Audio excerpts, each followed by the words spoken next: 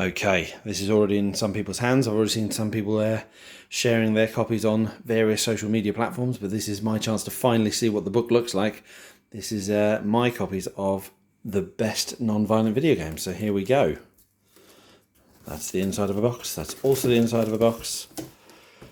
Very secure. That's an invoice. We don't need that. Good Lord, they're protected, aren't they? Oh my word. When I planned an unboxing video, I did not realise quite how much I would be unboxing. Here we go. Okay. The best non-violent video games by James Batchelor. I'm going to take this out. There we go. You're very excited, aren't you, Chewy? Yes, you are. Take this out and let's have a look. So this is to give you a bit of a guide to what the book's about. I mean, the title has it all, but this is a collection of profiles on the best non-violent video games to show just how varied video games can be.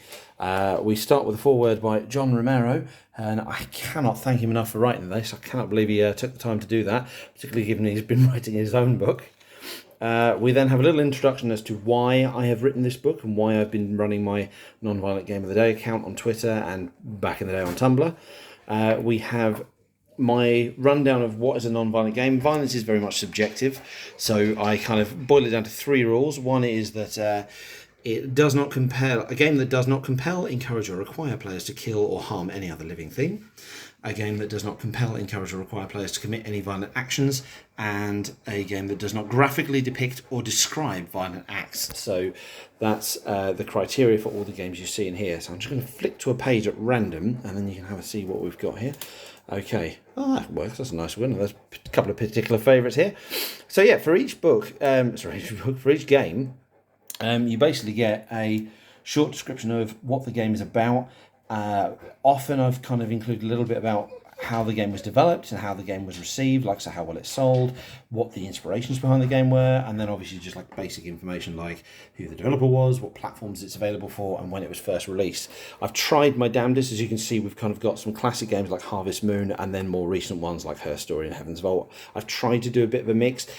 It tends to be that quite a few are released in the last, say, 10, 20 years, and that's partly because I want games that people can actually get their hands on and play. Like, there's no sense people reading these profiles saying, oh, I'd love to give that a go, and then not be able to actually do so.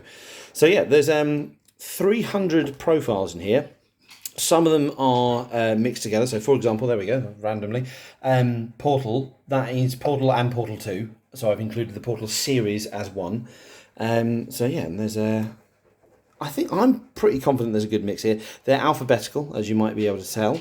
So we start with kind of the numbered entries and then just the A's and the B's and C's, and you all know how the alphabet works.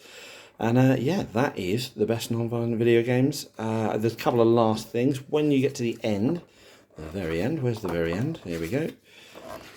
Here we go. So we've got further reading. So these are more websites that we can tell you more about non-violent games and more about the contents of video games. So these might be of use to you. A little bit of acknowledgements because I have a lot of people to thank for this. And yeah, here we go. The best non-violent video games is available now online and in various stores. I believe it's on Amazon now. It's coming to Waterstones and Barnes & Noble and Forbidden Planet and WH Smith and God knows what else. I'll put links in the tweet. And thank you very much for watching.